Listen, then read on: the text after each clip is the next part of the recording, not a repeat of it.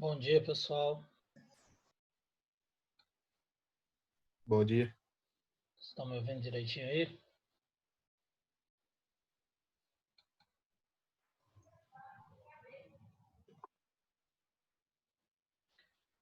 Pessoal, ontem, não sei se vocês viram a mensagem lá, quem não conseguiu enviar a atividade que estava marcada para ontem, eu estendi o prazo até hoje, porque eu vi que várias pessoas estavam com problemas na internet, inclusive eu tive problema aqui também com a HNet, fiquei um período sem internet, então eu prorroguei o prazo, tá? Vocês podem enviar, quem não conseguiu enviar ontem a atividade avaliativa, pode enviar hoje lá o gabarito pelo Eclass, tá? Eu só quero o gabarito, não precisa enviar cálculos não, ok?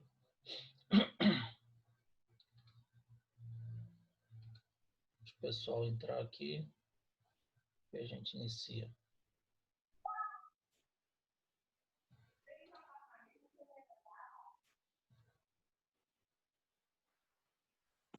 Ô, Carlos, Pode falar. a última aula foi sobre o quê? Termodinâmica. Foi a introdução de termodinâmica. A última não, quer dizer. A última foi a revisão de calorimetria para fazer a avaliação, né? A atividade avaliativa. Mas a penúltima foi o assunto inicial de termologia, que eu falei de trabalho realizado com gás termodinâmico, para introdução de termodinâmica. E aí hoje é a continuação dessa, Ah, beleza, beleza. certo? Você assistiu, Cadu? Eu acho que eu assisti, só que eu não tô lembrando desse... Dessa aula termodinâmica, tinha o início do slide era um trenzinho, depois eu mostrei um gás no recipiente. Eu acho que você não assistiu, não. Teve uma aula que você não assistiu. Já deve ter sido essa, não Hum, foi não? A da revisão, você assistiu. acho que eu assisti. Eu acho que você assistiu a revisão, acho que foi essa daí que você não assistiu, Cadu. Tem na Eclésia essa aula? Tem, viu? Toda. Então Só vamos teve lá. uma aula que eu não consegui gravar, mas acho que foi do terceiro ano. Deu problema aqui no sistema. Mas todas as outras estão na Eclésia, viu? Pode procurar lá, que tem lá. Beleza. Valeu. Bom, então vamos começar. Pessoal, é o seguinte. Hoje é a nossa última aula antes do recesso, né? Vai ter um períodozinho de recesso aí, normal do meio do ano. Aí a gente vai ficar sem essas aulas ao vivo aqui do Zoom. Mas independente disso, como eu vou estar aí também de bobeira, ninguém vai fazer nada, ninguém vai viajar, poder viajar, fazer nada. Se vocês tiverem interesse em continuar estudando e forem estudando qualquer conteúdo, vocês podem mandar mensagem para mim e a gente tira dúvida, tá? No privado.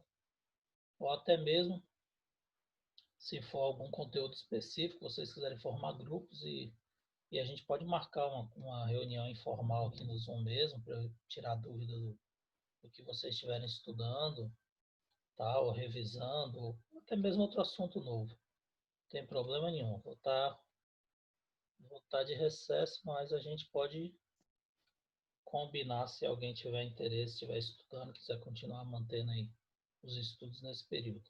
Ou se tiver alguma dúvida sobre alguma questão, mesmo fora do assunto, vocês podem me mandar no privado e aí, assim, a gente combina e responde. Às vezes eu posso não estar respondendo de imediato, que às vezes eu posso estar na rua, no supermercado, fazendo alguma coisa, mas assim que eu chego em casa, eu faço o cálculo, envio para vocês e a gente comenta e discute a questão, sem problema nenhum, viu?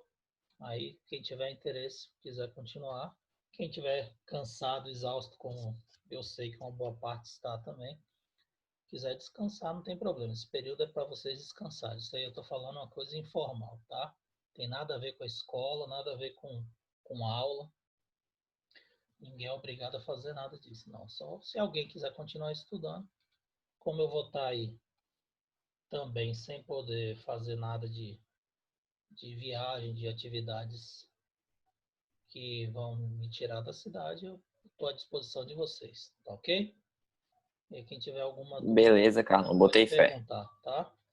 A gente pode até combinar também um horário, fazer um encontro aqui pelo Zoom, fora da escola, para tirar dúvidas, sem problema nenhum. Bom, então vamos lá, galera, é o seguinte. Na primeira aula de termodinâmica, na introdução da termodinâmica, eu mostrei para vocês o que é um processo termodinâmico, né? Troca de energia entre um sistema e uma vizinhança. Mostrei como a gente determina o trabalho realizado, tá? Ou pelo sistema ou sobre o sistema. Pelo sistema quando o gás expande, sobre o sistema quando o gás é comprimido, tá? E ensinei a calcular, né? Trabalho igual a pressão vezes variação de volume. Isso considerando uma transformação isobárica. Porém, algumas transformações nós vimos que tem pressões variáveis. E aí a forma da gente calcular, já que a gente não vai usar essa fórmula pressão vezes variação de volume, é a área do gráfico, né? Conforme eu mostrei no finalzinho dessas aulas aí. Então a gente pega a área do gráfico, gráfico de pressão por volume, tirando a área do gráfico, a gente vai conseguir determinar o trabalho. Ou o trabalho de uma transformação, ou o trabalho de uma transformação cíclica, daquele ciclo completo que a gente viu. Certo? Bom, então, continuando aí o estudo da termodinâmica, a gente agora vai analisar energia interna, tá? O que é energia interna? Energia interna, a soma de todas as formas de energia que existe no gás, tá? Então, energia cinética média das moléculas, energia potencial, qualquer forma de energia que esteja contida nas moléculas de um gás é considerada energia interna. A soma de todas essas energias vai dar a nossa energia interna, que nós chamamos de U, tá? U maiúsculo corresponde à energia interna, ou ΔU, quando a gente analisa na fórmula, tá? Essa fórmula aqui, vocês já devem ter visto em química, né? Não precisa se preocupar que a gente não vai usar para calcular nada em física, porque a gente normalmente já tem o valor da energia interna, que é basicamente a temperatura do gás, corresponde à temperatura do gás, tá? Por quê? Você pega energia potencial, energia calorífica das moléculas, energia térmica, energia cinética das moléculas, mais cedo ou mais tarde essa energia vai virar vibração, movimento das moléculas e vai se converter em temperatura. Então, para a gente aqui, para análise da termodinâmica, do ponto de vista físico, energia interna, ΔU, corresponde basicamente à temperatura do gás, certo? Aqui é a fórmula que vocês devem ter visto em química, para calcular a energia interna, 3 meses de nRT, número de mols, aquela constante universal dos gases ideais, e a variação de temperatura, certo? Mas isso não importa aí para a gente em termos de cálculo, não. O que importa para a gente é o seguinte: existem duas maneiras de você aumentar, promover variação na energia interna, tá? Aumento de energia interna. Quem vai ser o aumento de energia interna? Como você promove um aumento de energia interna? Basicamente, aumento de temperatura. E como você vai fazer isso? Se você pega um recipiente e você realiza um trabalho sobre o gás, olha a setinha aqui, você empurra o êmbolo, comprime o gás, o que vai acontecer? Você reduz o espaço, vai aumentar o choque entre as moléculas e, consequentemente, vai aumentar a temperatura, que promove um aumento da energia interna, certo? Então, aumentei a energia interna, aumento a temperatura, porque aumenta a energia cinética média das moléculas, basicamente, certo? Então, se eu reduzo o espaço, eu aumento o número de choques, aumento a velocidade que as moléculas estão agitando aqui, consequentemente, aumento de temperatura e aumento de energia interna. Outra possibilidade seria num ambiente completamente fechado, o gás no recipiente fechado, você aquece o sistema, então fornece calor esse calor também é convertido em energia cinética. As moléculas se agitam mais, se chocam mais, aumenta a temperatura e aumenta a energia interna. Então, existem duas formas de aumentar a energia interna de um gás. Ou realizar um trabalho sobre o gás, ou fornecer calor para o gás. Certo? Bom, e diminuir a energia interna. Como é que a gente consegue diminuir essa energia interna? Diminuir a energia interna seria o contrário. Então, se você tem o gás e esse gás ele sofre expansão, tá? Você quer expandir o gás.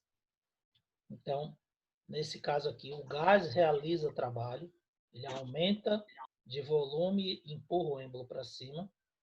Então, quando ele aumenta o volume, esse gás que está quente, ele vai ter mais espaço entre as moléculas e, consequentemente, irá diminuir o número de choques. Se reduz o número de choques, reduz a vibração molecular, reduzindo a temperatura e, consequentemente, diminuindo a energia interna desse gás. Certo? Outra forma é se num recipiente com gás, você libera um determinado ponto desse recipiente e esse recipiente, esse gás começa a perder calor, ceder calor para a vizinhança, para o meio externo. Então, se ele cede calor, a quantidade de calor diminui, a quantidade de calor diminuindo, ele perde energia, consequentemente diminui a agitação, diminui a temperatura e a energia interna também diminui. Certo? Então, basicamente, energia interna é o quê? Temperatura. Por quê? No final das contas, a soma de tudo quanto é forma de energia que você tem na molécula vai virar agitação no final. Então, se você transfere energia calorífica para as moléculas, transfere calor para o sistema, essa energia calorífica vai virar energia cinética média das moléculas. As moléculas vão, os elétrons vão girar com velocidade cada vez maior ao redor do núcleo e, consequentemente, elas vão se agitar mais. Se agitam mais, se chocam mais, e aí você tem um aumento de temperatura e, consequentemente, um aumento de energia interna. Se você cede calor, perde energia, as moléculas se estabilizam, né? Diminui o nível de agitação, diminui o nível de choque, consequentemente, diminui a temperatura e a energia interna diminui, certo? A mesma coisa ocorre com o trabalho. Então, o que acontece quando a gente analisa termodinâmica? Eu disse para vocês que o processo termodinâmico é a análise, o estudo de trocas de energia entre o sistema e uma vizinhança, certo? Então, o que a gente está analisando na realidade? 3 formas de transferência de energia entre o sistema e a vizinhança. Que 3 formas são essas? Calor, trabalho e energia interna. Todos os 3 são formas de energia. Você pode ter forma de energia transferida através de calor. Você pode ter ganho ou perda de energia através de trabalho realizado pelo gás ou sobre gás. E você pode ter variação de energia através de agitação molecular, temperatura, que é a energia interna. Entenderam isso aí? Dúvidas? Então, energia interna, trabalho e calor são as formas de trocas de energia no processo termodinâmico, ok? Bom, a primeira lei da termodinâmica é a lei que relaciona exatamente essas 3 grandezas, ΔU, ΔQ e W. ΔU é energia interna, ΔQ é o calor e W é o trabalho, ok? Bom, o que a gente observa num sistema termodinâmico? Nós observamos que todo sistema termodinâmico ele obedece ao princípio da conservação da energia. Então, a primeira lei da termodinâmica é baseada no princípio da conservação da energia. O que ela determina? A primeira lei da termodinâmica determina que toda a energia que é transferida para o sistema, transferida para o gás, ela vai permanecer no gás, certo? Então, a energia ela vai ser sempre conservada. Transferir energia para um gás, essa energia vai ficar contida no gás. Quer seja sob forma de calor, quer seja sob forma de trabalho, ou quer seja sob forma de energia interna. Mas se houve troca de energia entre um sistema e a vizinhança, essa energia vai ser sempre conservada, certo? Conservada no gás. Por exemplo, aqui ele colocou certa quantidade de gás num sistema. Esse sistema é formado por um recipiente, um cilíndrico e um êmbolo, tá? Pela parte móvel. Esse êmbolo está ligado a uma régua, que tem uma escala, medindo o volume, um termômetro e um manômetro, que é um aparelho para medir pressão, tá? Então, o manômetro vai medir a pressão do gás, o termômetro vai medir a temperatura e quando o êmbolo deslocar, vai medir a variação de volume, certo? Em cima disso, se você tem a pressão e a variação de volume, você pode calcular o trabalho realizado pelo gás ou sobre o gás. Nesse caso aqui, quando ele vai expandir, é pelo gás, tá? Trabalho é igual a pressão vezes variação de volume. Pega os dados aqui e calcula o trabalho. E aí, a gente consegue, através desse cálculo do trabalho, determinar as outras características. Sabendo a quantidade de calor cedido ou recebido, você consegue determinar a variação de energia interna. Então, sempre a energia vai ser conservada. É o princípio da primeira lei da termodinâmica. Então, a primeira lei da termodinâmica também é conhecida como princípio da conservação das energias nas transformações termodinâmicas. Isso quer dizer o quê? Que trabalho sempre é igual a ΔQ mais ΔU. Então, realizei um trabalho sobre o gás. Esse trabalho que foi realizado sobre o gás, ele pode virar ou calor ou virar energia interna. Aí depende da situação que o gás vai se encontrar, depende de características do gás, certo?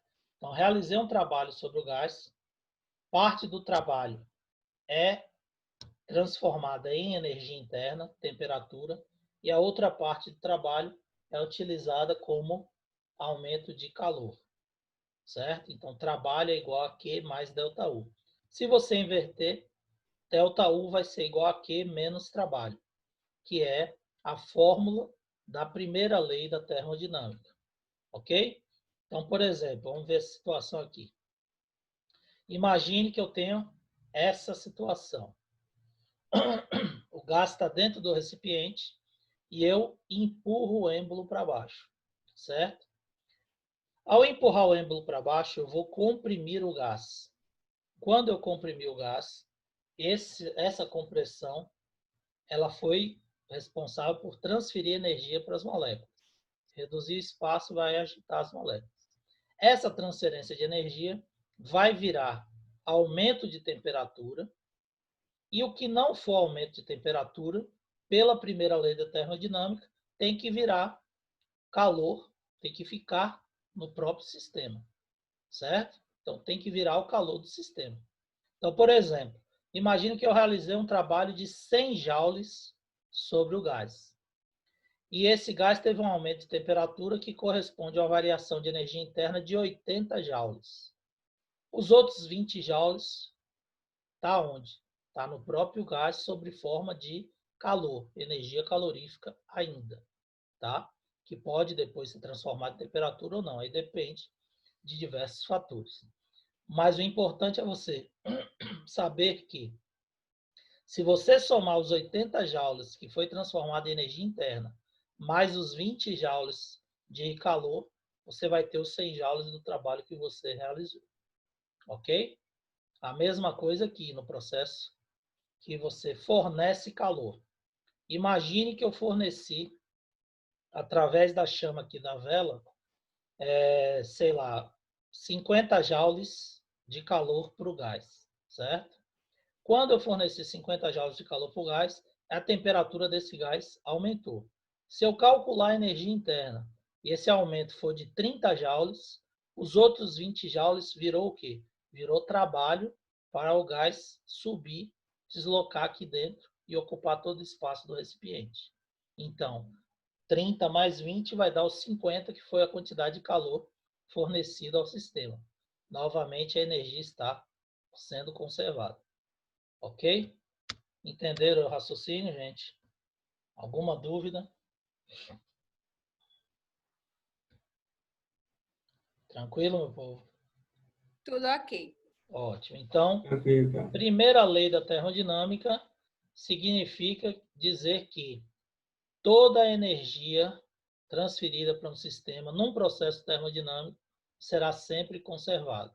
Então, ΔU é igual a Q menos trabalho, ou se você transferir ΔQ para lá, trabalho é igual a Q mais ΔU, ou ΔQ é igual a trabalho mais ΔU, tanto faz, tá? Só questão de posicionamento aí. Bom, então a primeira lei, que se resume nessa equação aí, ΔU é igual a Q menos trabalho, e aí você tem uma análise semelhante à que eu fiz lá na outra figura. ΔU, quem é? É a variação da energia interna, que para a gente corresponde basicamente à temperatura. Então, no primeiro caso aqui, você tem um volume inicial, tá? O gás tem uma energia interna, inicial também, e depois você aquece esse recipiente, fornece calor. Quando você fornecer o calor, o gás vai sofrer um aumento de temperatura, então vai ter uma variação de energia interna. Essa variação de energia interna corresponde exatamente à diferença entre a energia interna inicial e final. Então, aqui você pega a energia interna final menos a inicial, você vai ter a variação da energia interna, que é o ΔU. E aí, você tem, consequentemente, um trabalho que foi realizado aqui. Se a sequência for da esquerda para a direita, vai ser realizado pelo gás, certo? Então, você forneceu através do calor energia, o gás expandiu. Então, aqui o calor está sendo, a transformação está sendo realizada pelo gás, o trabalho é realizado pelo gás. Então, o que vai acontecer? Se o trabalho é maior do que zero, o trabalho for positivo, a energia mecânica sai do sistema, tá? Se o trabalho for menor do que zero, é porque a energia mecânica está entrando no sistema. Então, quando você realiza o trabalho, quando o gás realiza o trabalho é positivo. Lembra? Quando você realiza um trabalho sobre o gás, o trabalho é negativo. Então, expandiu, o trabalho é positivo. Lembra? Foi a última coisa que eu falei na aula lá, na primeira aula de termodinâmica. Então, o trabalho realizado pelo gás é positivo, porque trabalho vai ser pressão vezes variação de volume. O volume aqui final é maior do que o inicial. Final menos inicial vai dar positivo, o trabalho vai ser positivo. Então, o gás expandiu, o trabalho é positivo. Se for compressão, trabalho realizado sobre o gás, o volume final vai ser menor do que o inicial. ΔV vai dar negativo e, consequentemente, o trabalho vai ser negativo, certo? Quantidade de calor maior do que zero, significa que o calor está sendo fornecido ao sistema, como é o caso aqui, ó, desse desenhozinho. A chama está fornecendo calor ao sistema, então o calor é maior do que zero. Se o calor for menor do que zero, é porque o sistema está perdendo o calor, certo? Então, o que a gente pode concluir a respeito dessa análise? Que tanto o trabalho, quanto o calor, quanto a variação da energia interna são grandezas vetoriais. E você tem que considerar o sinal tá, dessas grandezas para poder fazer a análise correta e calcular o processo termodinâmico de uma forma correta. Então, por exemplo, o trabalho positivo, trabalho maior do que zero, trabalho realizado pelo gás, expansão gasosa. Compressão gasosa, trabalho realizado sobre o gás, o trabalho é negativo. ΔQ, negativo, é porque o sistema está perdendo calor para a vizinhança, cedendo o calor.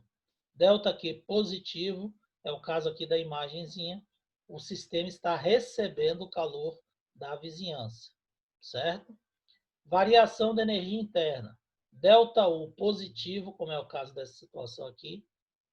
ΔU, a energia interna final menos a inicial vai dar maior do que zero. Significa o quê? Aumento de temperatura. Variação positiva de energia interna. Se você tem a energia interna final menor do que a inicial, é porque a variação da energia foi negativa, a temperatura está diminuindo. Certo? Todo mundo entendeu isso aí? Alguma dúvida? Então, vocês têm, quem tiver dúvida pode perguntar, vocês têm que colocar, tá, o sinal de acordo com a situação que está aparecendo na análise da amostra gasosa. Então, o cara fala lá no enunciado, por exemplo, numa compressão gasosa isobárica, um sistema recebeu uma quantidade de calor igual a 200 joules e sofreu um aumento de temperatura decorrente a uma variação de energia interna de módulo igual a 50 joules.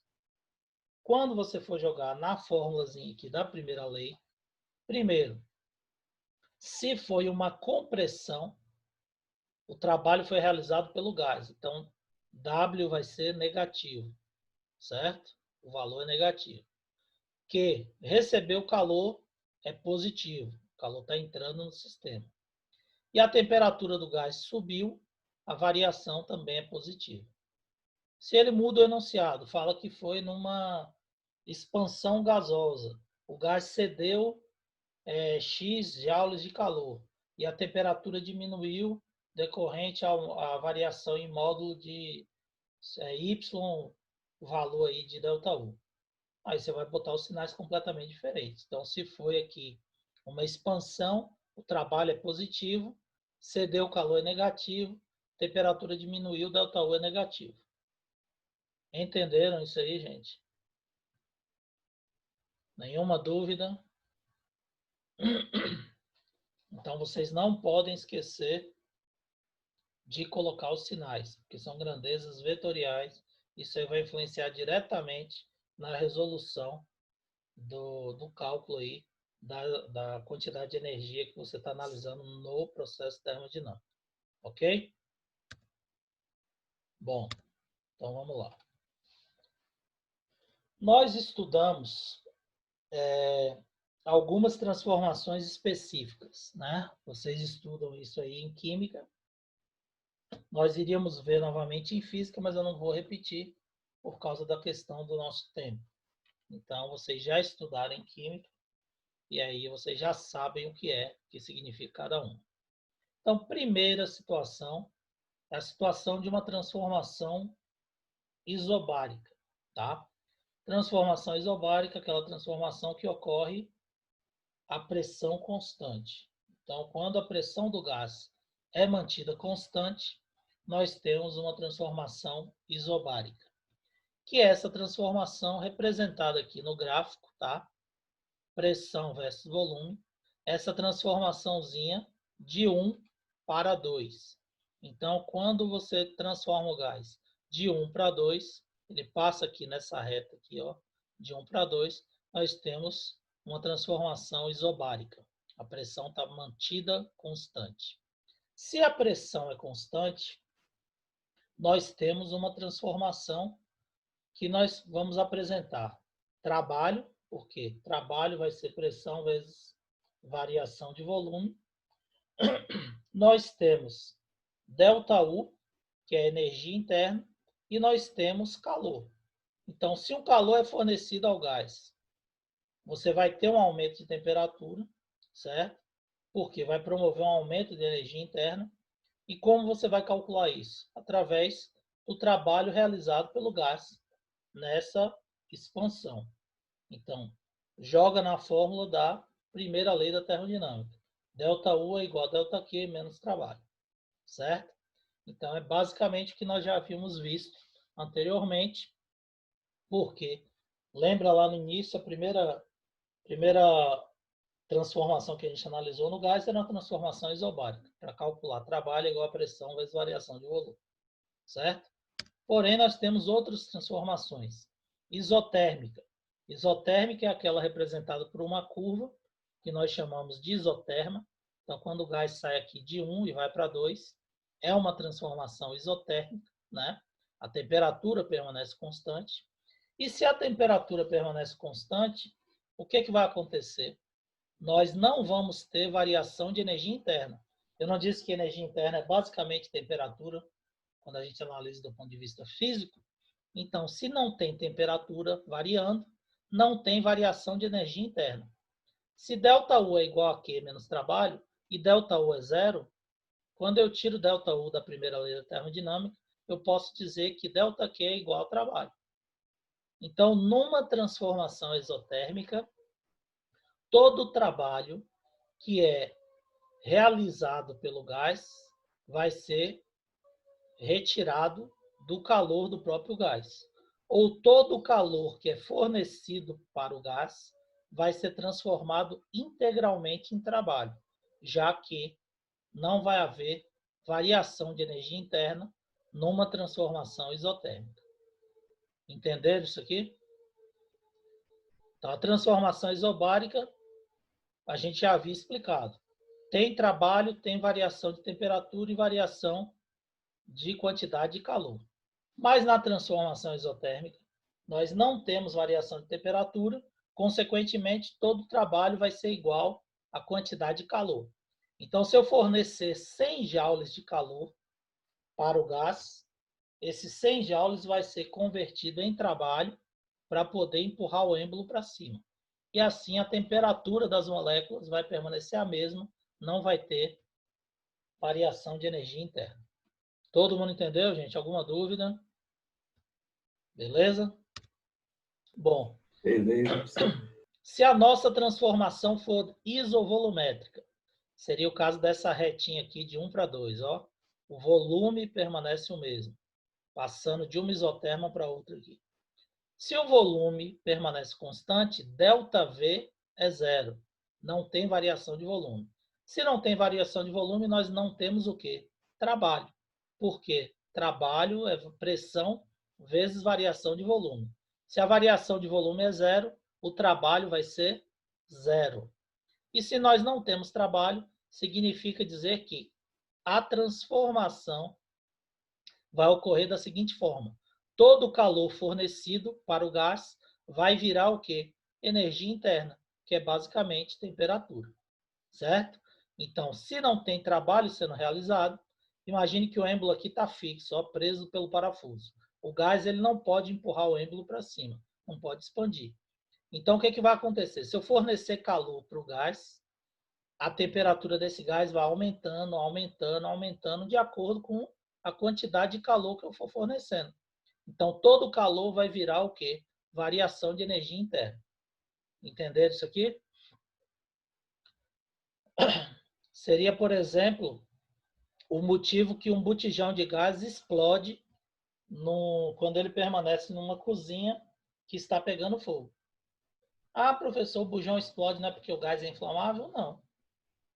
Porque o botijão ele tem uma válvula que trava a saída do gás quando a mangueira é cortada ou rompida.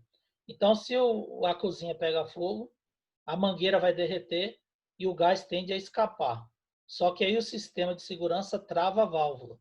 E aí o botijão fica um recipiente que não pode expandir o volume. Então, o gás lá dentro fica preso e aí, à medida que o calor que envolve a cozinha vai aumentando por causa do fogo. Essa energia interna desse gás vai aumentando, aumentando, até que chega um momento que ela é tão grande que empurra as paredes do recipiente e o botijão explode, certo? Se não houvesse a válvula travada aqui pelo sistema de segurança, o gás ele só ia aumentar a quantidade da chama do fogo na cozinha por ser inflamável, mas não ia ocorrer explosão. A explosão ocorre porque é uma transformação isovolumétrica que ele está sofrendo à medida que o registro, a válvula de segurança é travada. E aí, todo o calor fornecido vai virar energia interna e aí chega um momento que ele explode. Entenderam? Bom, e por fim a transformação adiabática. O que é uma transformação adiabática? Isso daqui acho que vocês não veem em química. A transformação adiabática é aquela que ocorre rapidamente. Então, não dá tempo de trocar calor entre o gás e a vizinhança, entre o sistema e a vizinhança. Por exemplo, se você pega uma seringa de injeção e aí você tampa, tira a agulha, tampa a seringa e aí você aperta a seringa sem nada dentro. Você consegue empurrar o êmbolo até a parte final? Não. Por que não? Porque você vai comprimir o ar que está lá dentro. Então, por mais força que você faça, vai ficar um período ali que o gás, um espaçozinho, que o gás não consegue, o gás não conseguiu comprimir, porque comprimiu o gás e ele não consegue mais ocupar espaço menor do que aquele. Nessa compressão, quando você puxa ou aperta o êmbolo, não dá tempo, por ser muito rápido, de trocar calor entre o meio externo e o gás. Então, é uma transformação que nós chamamos de adiabática, tá? Seria essa curvinha aqui menos acentuada. Ela não é uma isoterma, tá? Ela é quase uma reta, mas é uma curva menos acentuada do que a isoterma. E aí, o que vai acontecer? Quando isso ocorrer, a transformação é chamada de adiabática e não houve troca de calor entre o sistema e a vizinhança. Se não houve troca de calor, ΔQ é igual a zero, isso significa dizer o quê? Que o trabalho é sempre igual ao oposto da energia interna. Então, menos ΔU. Ou ΔU é igual a menos trabalho. Ou seja, se eu apertei o ar dentro da seringa, eu estou realizando um trabalho sobre o gás. Trabalho negativo. Comprimindo o gás. Se eu comprimir o gás, o que vai acontecer com a temperatura do gás? Vai aumentar. ΔU é positivo. Da mesma forma, se o gás empurra o êmbolo expandindo, voltando para a posição inicial, ΔU vai ser negativo, que é o oposto. Então, trabalho positivo, ΔU é negativo. E aí o que vai acontecer? A temperatura do gás vai diminuir. Ok? Entenderam isso aqui? Dúvidas? Então, aqui, gente, já está finalizando nossa aula. É só para concluir exatamente o que eu falei ali. Então, a transformação adiabática seria essa aqui, de A para B ou de B para A, né? O gás expandiu sem troca de calor, houve uma expansão adiabática. O trabalho é positivo, ΔU vai ser sempre negativo se o trabalho for positivo, expansão é positiva, a temperatura diminui. Se você comprime o gás, o trabalho é negativo, consequentemente, a temperatura vai aumentar, porque ΔU é o oposto e é negativo. Ok? Todo mundo entendeu isso aí, meu povo? Alguma dúvida? Tranquilo? Então, galera, nosso tempo vai acabar, certo? Essa foi a nossa última aula. O professor vai estar no YouTube? Você vai postar? Essa aula aqui eu vou postar, sim, tá? Tá sendo Beleza. gravado, eu vou postar lá para depois vocês reverem. Beleza?